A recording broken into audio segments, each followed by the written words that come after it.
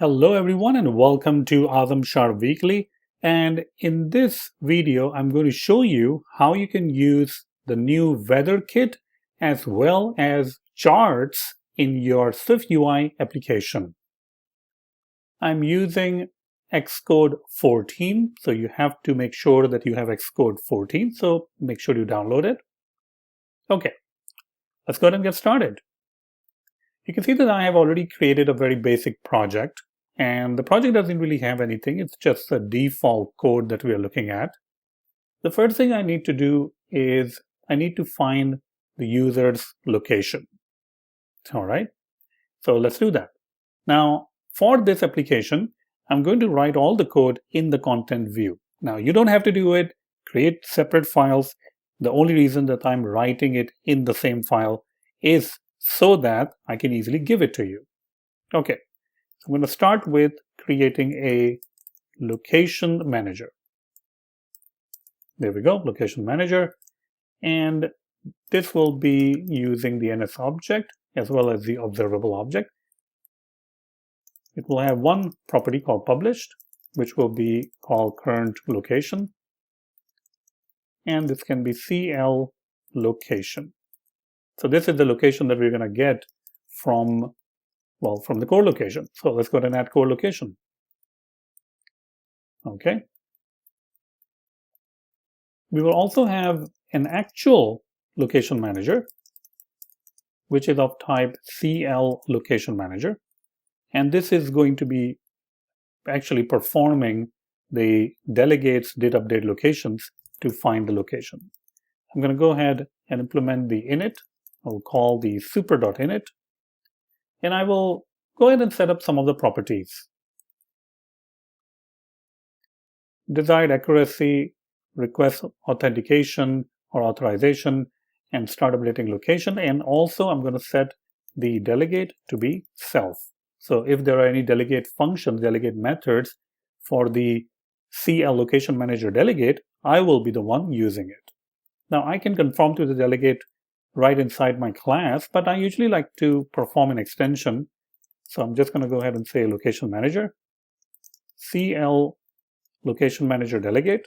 And the CL location manager delegate consists of many different functions. So I'm just going to use the did update locations. I'm going to get the location, the last location, and only if the current location is null, which this one can be null when you're first starting out. Next, I'm going to go ahead and perform a dispatch queue.main.async and making sure that I'm setting the core current location. Okay. All right. So now we have set the location. Now we still need to configure a couple of different things. Let's go to the weather app and go to the info. Over here, we will have to put some keys, because if we don't have those keys, then we won't be able to find or request the weather. So I'm just going to go ahead and add some keys over here. This is the when location is in usage description, and you can write anything in the description. I'm just going to say weather app requires your location, but this is kind of like custom, so whatever you want, you can actually do it. And the other one will be location always and when in use description. So I'm just going to go ahead and add that also. There we go. And I'm going to say weather app requires your location. Again, be a little bit more descriptive about when you're writing this message. I'm just trying to write the basic message, general message. Okay, so this will hopefully give us the location. All right.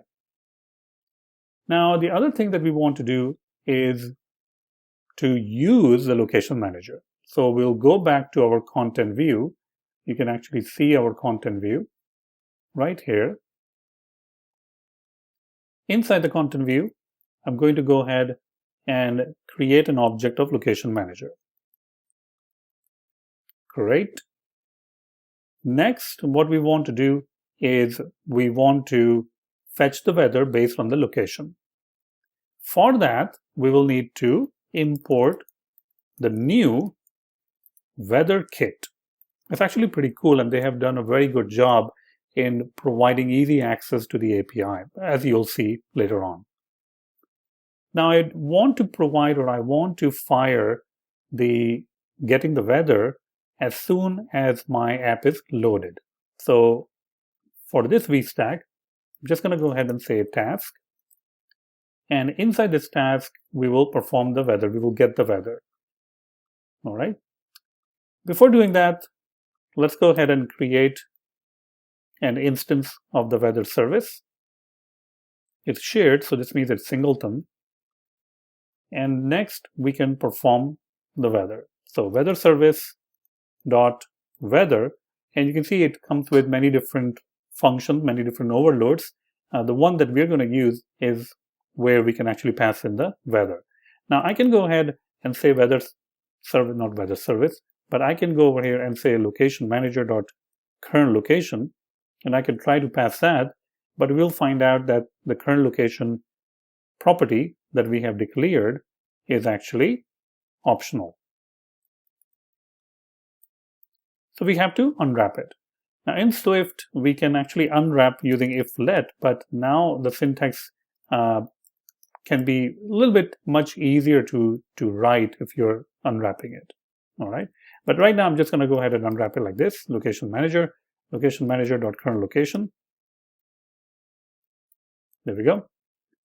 And we're going to pass the location.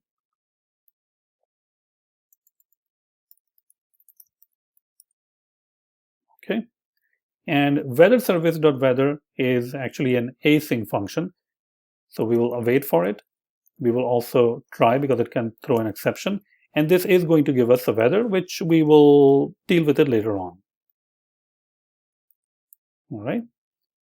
Okay. Now, since we're using a try over here, probably we have to use do and catch and all that stuff. So let's go ahead and wrap all of this stuff with do and catch and all that. All right. So now let's go ahead and run the application. Command R to run. And when we run the application, you can see that it is asking us that if the weather app can use location. So I'm just going to say allow while using the app. Now, one of the things that we need to print out is the actual weather. So this particular call that we are making, which is weather service.weather, is going to return us something, which will be the actual weather. So let's go ahead and get that weather, and let's go ahead and simply print it out. All right. Let's go ahead and run it. Okay, well, it looks like it didn't even fire. You can see that the print never got executed. The reason it didn't fire is that it fired kind of like the first time, but when it reaches at this point, the current location was still null, so it didn't really do anything at that point. But eventually, and hopefully, current location got populated, but then it didn't fire. So one of the things you can do is you can use the dependency array, and you can say task will depend on the location manager.current location, which means that this particular code will fire again if the current location changes, which is kind of cool that you can actually pass in the dependency array with multiple dependencies. Now let's go ahead and run this. Now if we run this, and if you look in your console, I can see that I'm getting some sort of a weather information. You will not see that. Yes, let me repeat that again. I can see the weather information. You can see the temperature, the conditions, and all that stuff being printed out, but you will see probably some sort of a JWT token error. So what exactly is going on and how my code can run, but your code is giving you issues? And let me explain what's going on. In order to use the WeatherKit, you have to add it to the capabilities. Let me go ahead and do that. Let's go to the weather app. Let's go to signing in capabilities. And in the signing in capabilities, add the capability and search for WeatherKit. double tap. Now your WeatherKit is added. But this is only the half of the story. All right. You still have to make sure that the services on the WeatherKit are enabled, or services on your weather app are enabled on the developer.apple.com. And that's the most important part. So let's go to developer.apple.com. Let me go to, well, let's go back. Let's go to account. Now over here, I'm just going to go to certificates, IDs, and profiles. And I'm going to go to identifiers. In the identifier, you can see a huge list of my apps. So whenever you add some entitlement, which we actually did, which is this one, it will add an entry on your identifiers.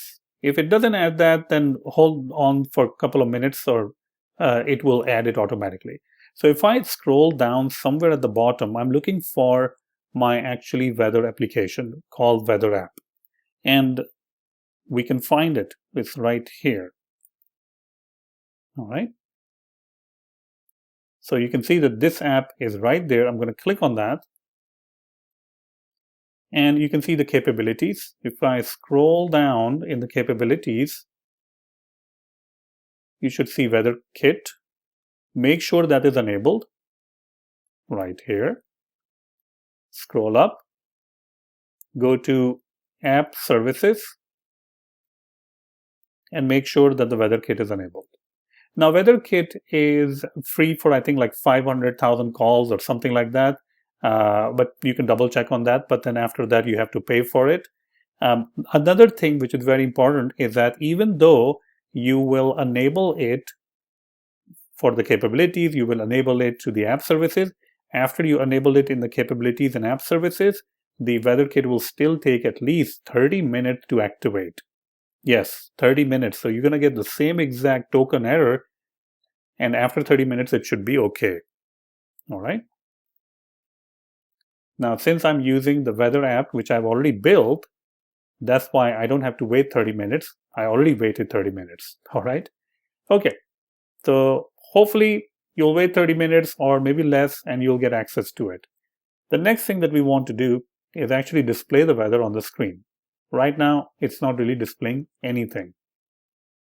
And I think that's the fun part, because you'll see that how easy it is to use.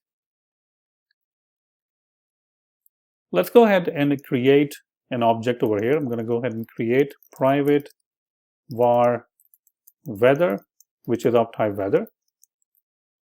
Once we get the weather, we will simply go ahead and assign it on our line number 55. So instead of creating a local variable, we will simply say self.weather. All right.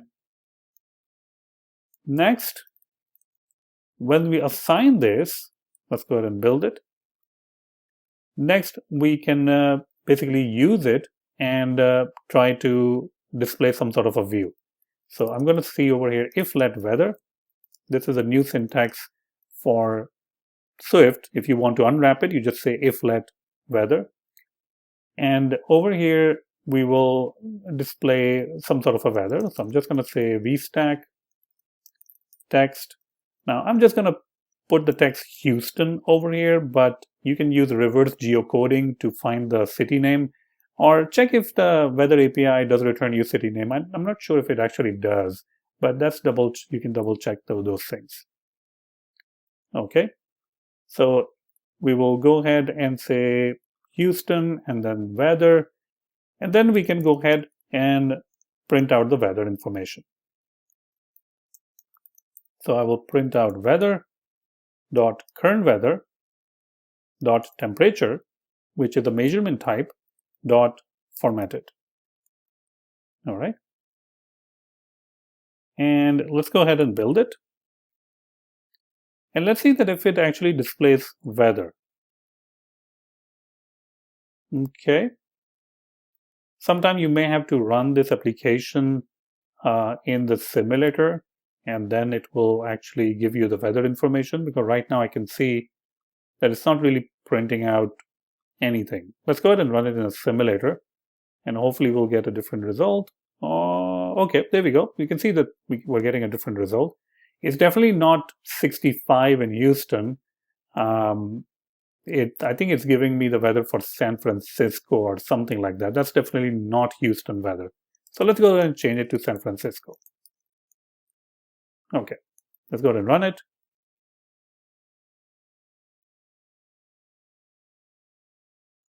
And you can actually change the location right over there. You can go and check out the weather for some other place if you want to. Okay, so we can at least see the weather, which is 65, which is really good weather actually. But I want to show weather like in the hourly data, like how do we do it, or publishing it hourly, every hour, all right? So for that, we will have to create, or I will create a separate view. So let's go ahead and do it over here. I'm going to call it hourly forecast view, which is a view.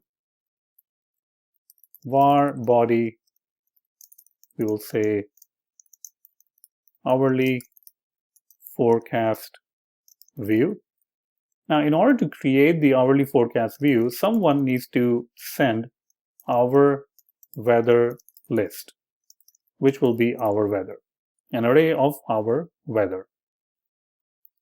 Now, let's go back to our content view and try to see that where we can display it. All right. So right over here, I think we can try to send it hourly forecast view. And over here, we can probably go ahead and say weather dot hourly forecast dot forecast. You can see that it's going to be sending an array of our weather. Now it is the responsibility of hourly weather or hourly forecast view to display the weather in a nice manner. So let's go ahead and first of all create vstack. We will probably do the alignment over here, which will be leading. We will go ahead and add a text view. Let's go ahead and see if the preview works, because the preview doesn't really look like it likes it. It doesn't work. And the reason it's not working is I believe we are using the location, and that is why it's not really working. All right. And that is where it is actually failing. So let's go ahead and run this first, how it looks like. Okay, so we can see hourly forecast. That looks pretty good. Now, in order to make it a little bit more reliable, maybe we should be able to do work, maybe we should be able to do something else, and then we can revert back to it, because you can see that I have to run it again and again. So I don't really like to do that. I would like to simply just run it and not be based on the current weather. So let's go ahead and comment these things out. And you can see that location over here is the one that we need to send. So how about we just hardcode it for now, for time being, not a big deal. Location equals to CL location, and we can pass in some sort of a location over here. Now, one of the good websites to find the location is lat, I think it's called latlong.net or something. And let's go over here. And if I just type in San Francisco, I should be able to get like a random point in San Francisco. So let's copy that and put it in the location for latitude as well as longitude. Now, the only reason we're doing that is that so that our previews can kind of like start working, hopefully. Okay. Let's go back and close this. And there we go. Much nicer, right? I mean, we're able to run the previews at least. Okay. So let's go back to our hourly forecast view. And for our hourly forecast view, the next thing we want to do is to create probably like a scroll view or something. So let's go ahead and create a scroll view. This will be horizontal. And inside the scroll view, we want to create a list of weather or hourly weather list, which will be based on the date. And you'll see that we're actually sending in a lot of dates. So our weather item, or you can come up with a better name, I guess. We stack, again, we'll start with spacing. And let's go ahead and print something out first. So we'll use the our weather item dot date dot formatted. And in the formatted, we can say that we don't really want to use the date. And for the time, we want to use kind of like a shorthand. All right. So there we go. We are displaying it kind of like that. All right. That looks fine, but I think we can improve a little bit more things. Let's go ahead and add an image. So let's go ahead and add image. Image will be in the symbol name. And we were calling it our weather item. Okay, we got the image. That looks good too. And the most important thing, I believe, is the temperature. So text our weather item dot temperature dot formatted. And when you say formatted, then it's going to use whatever is in your locale, which in our case, in my case, it is Fahrenheit. So it will always display me in Fahrenheit. And I can also go ahead and check the font weight to be medium. The next thing is I can add a little bit of more padding to it. Okay, it looks a little nice. It would be nice also that if we give it a little bit more background. Right now, we don't really have any background, so probably might be a good idea. So let's go ahead and add a bit of a background. There we go. Okay, it looks definitely nicer as compared to what we had before, and we can scroll it. Now, one of the things you will see over here is that there's a long list. That's like 200 items.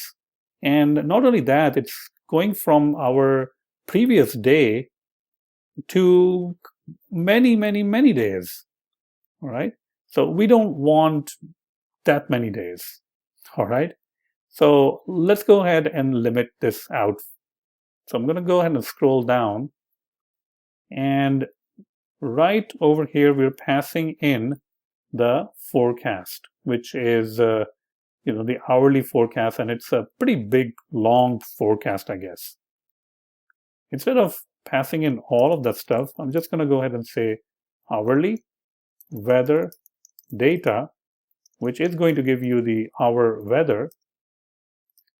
And we're only going to pass in a small amount of it, not the whole thing. So we're only going to filter it, and the time that is greater than our time plus 24, meaning we'll take the top 24. This might be not what you want, but if you don't want the prefix, you can use suffix or something. And now we can actually pass this out. So let's go ahead and pass the hourly weather data. And also, I'm going to try to do let's see, right before this, we can do a little bit more padding. Okay, it looks actually pretty nice. Here we go. You can see the list is now much smaller. All right, so that's definitely much nicer. Okay, let's go ahead and put a spacer so everything is kind of like moved up. Nice. And the next thing we want to do is we want to do a 10-day forecast view. All right, so that's going to be really cool that we'll be sending 10-day forecast view.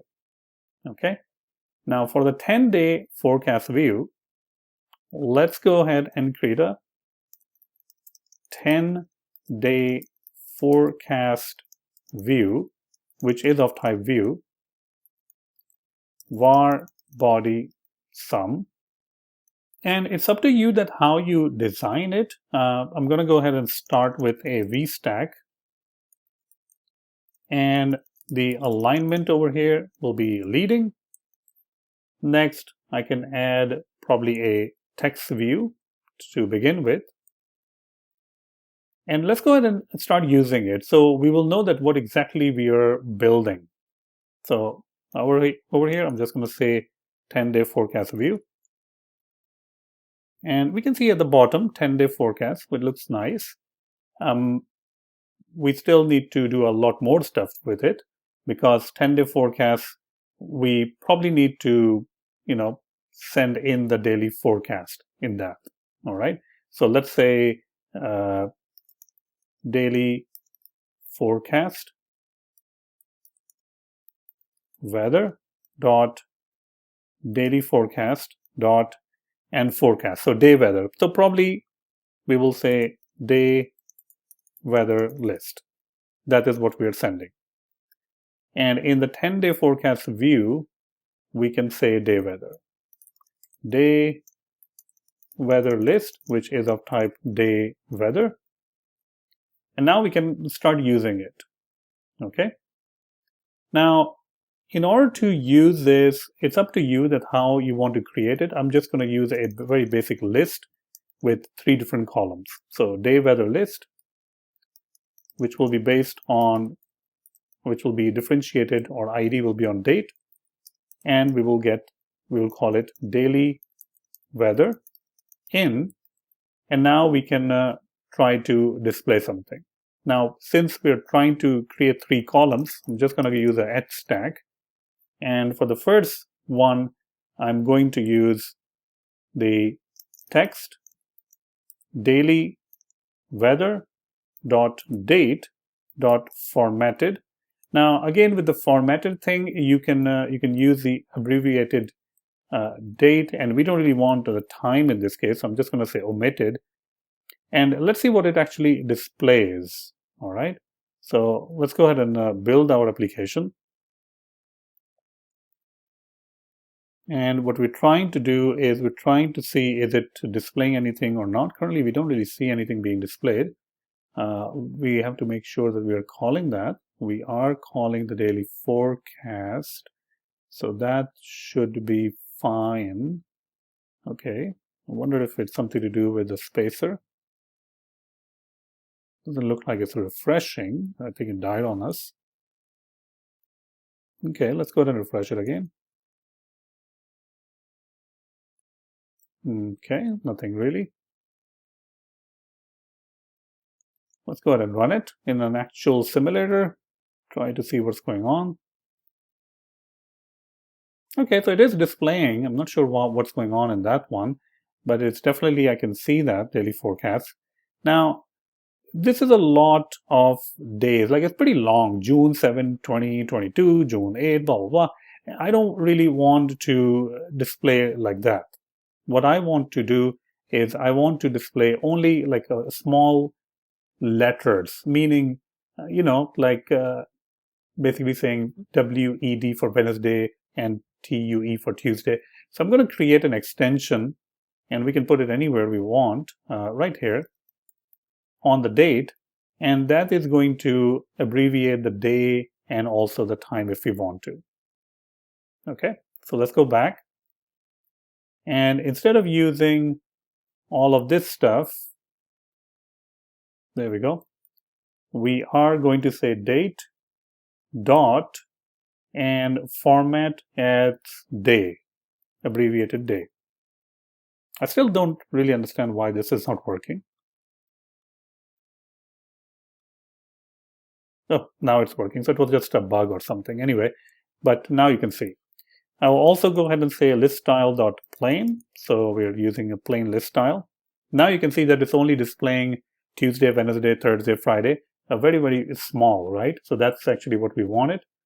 Okay, the next thing that we want to display, actually, let me check the frame for this. There we go. The next thing we want to display is the actual, some sort of image representing the weather. So we can add that. Next up will be the low temperature and then the higher temperature. So this is the low temperature, and then finally we're going to display the higher temperature. And it looks pretty good. I'm not really sure what happened to this one. It's kind of like missing, and that's messing everything up also. If I remove the fill part of it, it might actually come back. There we go. So maybe that part .fill was not really available, but it's displaying the weather, and I can scroll it, so it's actually pretty nice. The other thing we want to do is probably change the background color of all of this stuff. So let's go ahead and change the row background to be blue. Okay. And we will also go and give some sort of a background color to it. So making sure that I'm selecting the right one. Okay, let's do a VStack, which is this one. There we go. Trying to see if it actually displays something. You can see sometimes the content just goes away. It doesn't really display anything. I have to build it. And let's go ahead and refresh it. Okay, well, there we go. Actually, it did come back eventually. Okay, so looking pretty good. A couple of different things we were noting over here is maybe we need to add a bit of padding or something. So let's go over here and add padding.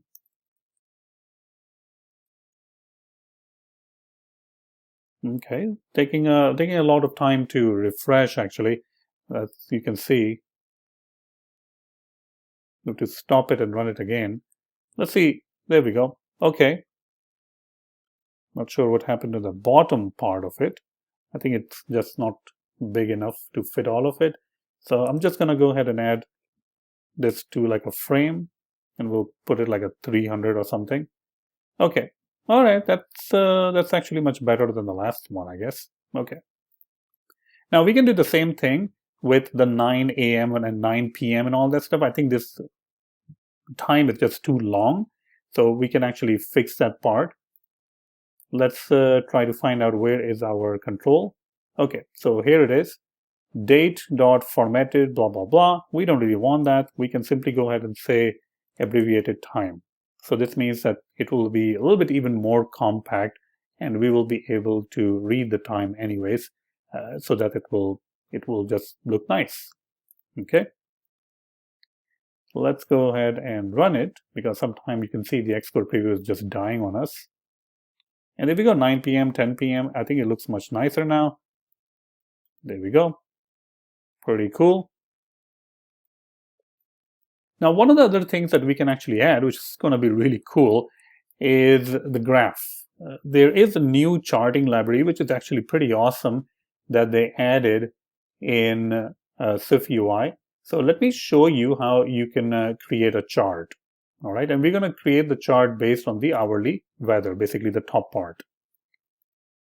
So the first thing I'm going to do is import charts. There we go. After importing charts, I'm going to create a separate control for charts. So we'll have a struct hourly forecast chart view. Pretty long name, I guess. And we will start with body. There we go. And in order to create the chart, somebody needs to send in the hourly weather. I will say hourly, I guess. Hourly weather data, and which will be an array of hour weather. And from here, we can actually go ahead and create those charts. So I'm going to say for each hour weather data, and we're only going to take prefix, let's say 10 of those, not all of those, because we may have like a lot in the list. So I don't want to take all of them. And based on the date, we are going to say hourly weather in, and now we can go ahead and create the chart that you want. You can create a bar chart, you can create a point chart, you can create a line chart. I'm going to go ahead and use a line mark or a line chart, and you can see that you have to provide the X and the Y. So for the value that will appear on the X will be the hour, and this will be the text, but the actual data that's going to be displayed there will be format as abbreviated time. For the y, it will be the temperature, of course. So let's go ahead and say value, and we will say temperature. Okay. And the thing we want to plot is the hourly weather dot temperature dot converted, and we will convert it to Fahrenheit, and we will say dot value, I think. There we go. And let's go ahead and try to use this. So let's use it right after over here, probably. And we need to pass in some information over here. So we should already have that. Let's go ahead and pass that information and see if it's able to generate the chart or not. And there we go. I mean, it's so simple, right? It's able to generate the chart. So it looks actually really nice. You can see the chart is there, and the weather at 9 p.m. it's a little bit straightening it out, and the weather now is decreasing. And you can even create a different kind of a chart. So if I go over here, and I believe it's called bar mark, and let's see if we can actually simply change it. And you can actually change the chart, I mean, so easily. So you can have a line, bar, point. I'm not sure about the point. I never really used the point mark. I'm not really sure if it's going to create it or not, but there we go. It's actually pretty simple. So I like the line mark in this case. So I'm just going to use a line chart. And this is how the chart looks like, right? So it's really amazing that this new version of SwiftUI has included so many different things. So it's really, really cool. And I really hope that you have liked this tutorial, and you have learned about the WeatherKit, and you have learned about the new charts. So thank you so much. If you have any comments, write there in the description. And before you leave, I got one other thing to show you, which is that if you want to learn more about SwiftUI, then check out my courses. You can see that I have the SwiftUI courses. I have many SwiftUI courses, and I will be updating my SwiftUI courses with the new sections also. If you want to learn about MVVM design pattern with UIKit, then definitely check out that one. And you can see that I have a very long list of courses that covers a lot of different stuff. So check out the link in the YouTube description, and you will find a link to the SwiftUI declarative interfaces for any Apple device. Get that course, enroll in it, and enjoy that course, and I will be updating parts of the course to reflect the new features that Apple is releasing. But thank you so much, and I really hope that you have enjoyed this video. Share it, subscribe to the channel, and thank you.